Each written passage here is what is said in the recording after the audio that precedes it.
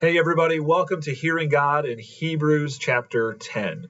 And we're only one day away from that famous part of the Bible known as the Heavenly Hall of Faith, filled with so much goodness. I'm excited to dive into that. And it's going to be difficult to choose one particular verse or biblical hero to highlight. But before we get there, today we're in chapter 10. And for my highlight today, the H part of my Hear journal, I chose verse 24.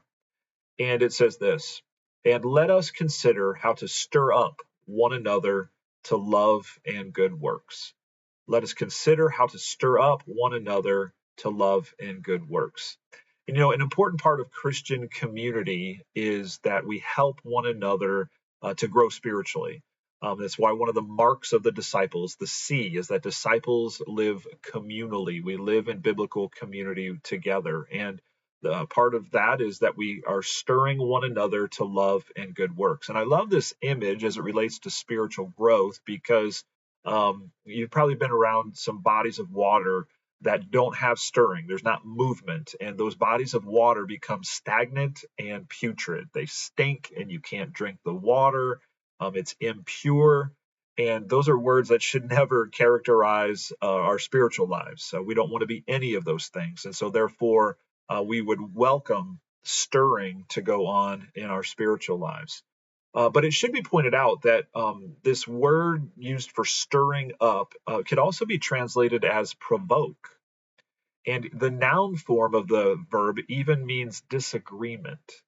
Disagreement. And so what that tells me is that the character of this stirring is it's like that iron sharpening iron, which requires a certain amount of friction as those two surfaces rub together. And so that can be uncomfortable. That can be something that we don't immediately appreciate or enjoy, but it's absolutely essential.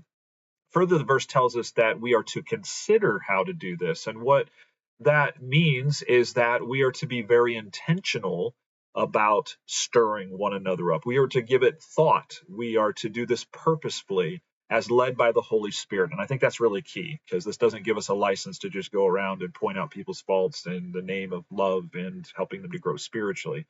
Um, Rather, the idea is that because I love my brothers and sisters so much, I very humbly and cautiously, under the direction of the Holy Spirit, am willing to take that risk and to lovingly confront for their good and acknowledging that, hey, this initially might not be received well.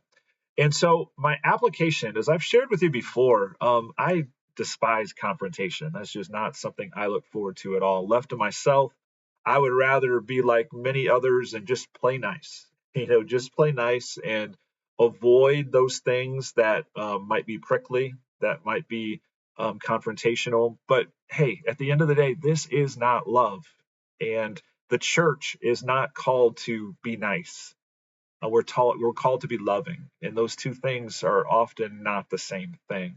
If I truly love my brothers and sisters, I will intentionally, humbly, and lovingly take the risk and provoke them, stir them up to Christ likeness. Of course, I must first of all address the plank or the log in my own eye before I go and address the speck in my brother or sister's eye. Um, Now, to do that, it requires a certain depth of relationship, and so that's another reason that I believe in discipleship groups so much. It's in those discipleship groups that we develop those kinds of deep relationships where we give one another permission to give and to receive that kind of loving confrontation. And I would say a sign of Christian maturity is that we're humble and teachable, and we want that in our lives. We welcome that in our lives. We must be willing to stir and to be stirred.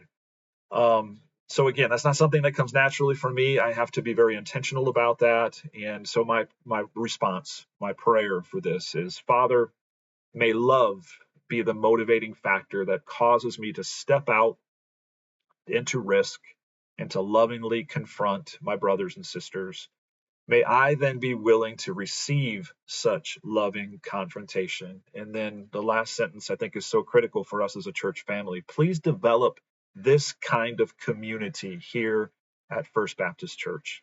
I just have a great dream and vision that this would be the kind of church where we can see this played out in a very healthy fashion.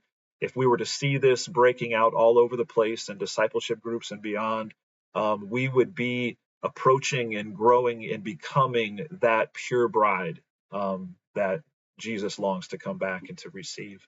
And so that was very challenging for me today. Hopefully, it was challenging and encouraging to you as well. Hopefully, it stirs you up to love and good works. Thank you.